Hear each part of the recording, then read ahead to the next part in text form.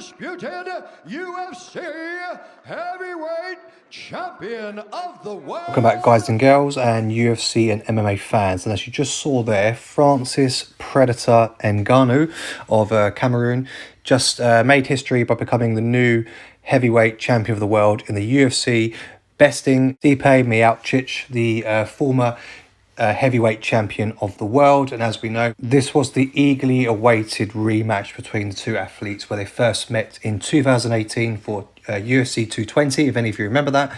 And as we know, Stipe actually won in that first meeting on the fifth round by decision with points. So he actually won with 50 to 50-44 and 44-50 to 44. So it was a unanimous decision.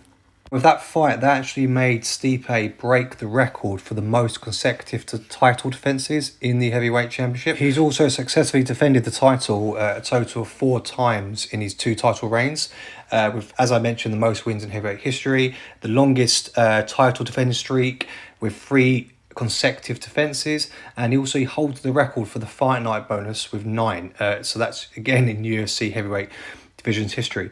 So I mentioned all about Stipe because a lot of people had him as their man to win, and rightfully so, based on those stats and his history within the sport. So I also had him as my man. I wasn't in any way disregarding Francis as a good contender. I know Francis had everything that was needed to win, but I'll get onto him later. But I'm just talking about Stipe for now because he was my guy who I went for. Like I said, I'm sure many other people did, and we were all very shocked, not in a bad way at all with Francis, but the fact that Stipe just lost. I wouldn't say so easily, but it was surprising to see him on the floor like that. It showed that he's not unbreakable, and just like any other man out there, there's always someone who could come and take that crown from you, and especially an old challenger. The time when Francis first met Stipe, his MMA overall wasn't up to scratch, shall we say. He was known for being a hard hitter then, still is now, obviously, like I said, the hardest hitter of all time at present, recorded history.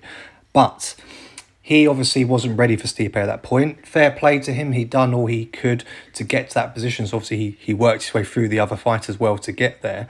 But he just wasn't ready at that stage to take on Stipe. And, in the last the last few years since they met, it's been 3 years, he's done a lot of work to get back up to scratch and work on some weak points and improve upon his overall MMA. As a fighter, you can't just be a hard hitter. There's a lot more to it, as we all know. So I'm very impressed with how he came and how well prepared he was. It definitely showed that he's matured as an athlete, as a fighter, and definitely had a lot more acumen there as well.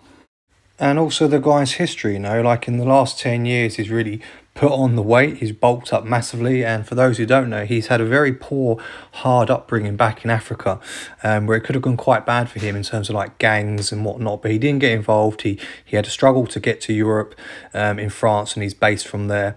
Obviously lives in America now, but the story he's had and where he's come from, how he's worked his way up is very inspirational. And I give a lot of credit to him and respect, because people like that really, really deserve some sort of success in their life. And he's had it hard, and he's been a warrior just to survive in his life, let alone get to this point where he's a global sensation and a fully respected and accredited athlete within the UFC, or in any sport for that matter. So the fight itself, and as you all saw at the beginning of the video, it ended very abruptly in the second round with 52 seconds on the clock with a hard KO punch by Francis to Stipe, and that ended it. So France was the one who landed the first big shot with a huge overhand that clubbed Stipe. But he ate it, to be honest, and it wasn't much trouble from the time. Miocic then turned to his wrestling whilst grabbing onto the leg, but Francis was quick, he defended, and he actually returned with a lot of hard punches, several in fact, before the fighters worked back to their feet. So obviously Stipe managed to last that first round, but he wasn't really producing much offence at that time. And he went back to the corner, and you could already see under his eye some damage being caused. Well, it was it was clearly evident there was no damage had been caused by Francis at that point. The second round got underway. Stipe started to move forward a bit more, but it proved to be his undoing because Francis unleashed a perfectly timed jab which sent Stipe stumbling back to the mat, and that's all that the Cameroonian needed to get that knockout, and it was a serious one, as we saw. And it was a nice little combo, you know, he had the jab and then with a straight punch, which, like I said, knocked Stipe straight down. And at the end of that, he then delivered one more hammer fist, which, as we knew then at that point, it was game over and we had a new heavyweight champion of the world. Into Stipe, you know, he did manage to knock back with Francis' advancements, and he did actually land a nice hit on him, but it just wasn't right at that time. I believe that's what gave Stipe that false confidence, because he was, you know, starting to engage in the exchange, and that proved to be a great opener for Francis to land that punch, which, as we know, finished the fight just a split second later. And Francis actually said after the fight, he goes, he touched me with the punch, but I was stepping back to reset. And then he explained that, you know, he made a mistake following me. That's what I caught him with. And he's been putting a lot of work in with his team to do something like that. So unlucky, Stipe. You're still a great fighter and I love you. And it was amazing to watch you fight, albeit for only 2 very short rounds. And no one can forget the fact that you've been a champion for 4 of the past 5 years, winning 8 of your last 9 fights, and, you know, empathetically avenging your only ever loss, which was to DC, Daniel Cormier, which I did cover, guys, in another video, which I'll link in this video, by the way. But so going back to Francis now stands at 16-3, and 12 of those wins, by the way, have all been by KO, so by knockout. So, God, this guy, he really is a powerhouse, and we know there is something about these Africans. They've got something special in their diet and something special in their genes, because they are powerhouses. And you'll see shortly coming up with the 3 African champs now, the first 3 in history to do so in 3 different divisions. Obviously, Kamaru Usman, and he was actually training and helping to prep Francis for this fight. So there's some real love there from the 2 African brothers. Again, there's a photo there. Also, Israel Adesanya. I can never pronounce his name correctly, so forgive that one. He also is a massive supporter and advocate for, you know, the fact that there's another African in the division, and they're all in it together, and they're all champs in 3 different divisions. So fair play to these guys, because they're all future GOATs, in my opinion, or already are GOATs, actually. So where does that leave Francis now? Where is he going to go after this? So, immediately after the fight, Jon Jones, the 2 times light heavyweight champion, and arguably one of the best MMA fighters of all time, as backed by Dana White, has, like I said, all on social media, said that he wants to fight Francis. Show me the money. Let's get it started. I'm ready to do this. And I think this is a fight that we'd all love to see. You know, it would be absolutely epic if they could set these 2 up.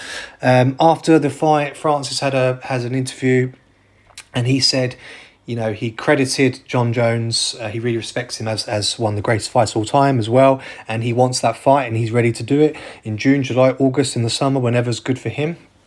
Dana White also, in a post-fight interview in the press conference, was also asked about it, and he said, look, all he's got to do is pick up the phone. If Jon wants to fight him, we're good to go. There's no reason why we're not going to allow that to go ahead. And as you can see here, these are some of the quotes that Jon Jones has put out there online as why he wants to do it. He wants the money, he wants to fight, and he wants to come back. He's put a lot of weight on, by the way, so obviously to get up into the heavier category. So he wants that fight, and I believe it's going to happen. We know it's going to draw in a huge crowd for the money and also the interest, and will just be an epic fight, because these 2, you know, arguably are great fighters. And I think that Jon Jones would be amazing in the heavyweight division. He deserves a chance to show what he can do. Because, you know, the way he performed at his peak, which, you know, includes 4 high-profile wins within the single calendar year of just 2011, you know, he won he won the lightweight heavyweight belt and had a level of dominance like we've not really seen before in the UFC. So here's some more of his stats here. As you can see, Jon Jones, obviously being the nickname Bones, record stands at 26-1, and arguably that loss was by apparently some illegal elbows, and Dana said it was unfair that he actually lost that fight. It should have just been points deducted, which I would agree with. So guys, what do you think? Do you want to see these 2 come together? And if you do think it's going to happen, what are your predictions? You know, do you think Jon would have an edge over Francis, or would it be the other way around, or do you just not know? Like, you know, his hard one's cool, and if it's actually going to happen, I do think it's going to happen, and I want it to happen, and I pray that it will happen. Because it's been a while since Jon has competed, and you know he needs to come back and show us what he's made of still. Let me know in the comment section below, guys, about the fight between Stipe and Francis, and also the potential upcoming one with Jon and Francis also. Sorry I couldn't show more footage of the actual 2 rounds, but UFC are getting even stricter on YouTube with the copyright, so it was an absolute nightmare just to get the very little bit that I did. So I hope that was okay for you guys. Let me know in the comment section below what you think about the video as well. Please give a like, comment, subscribe, as always. And don't forget about the UFC 261 on April the 24th with Usman versus Masvidal, the rematch, the eagerly awaited one.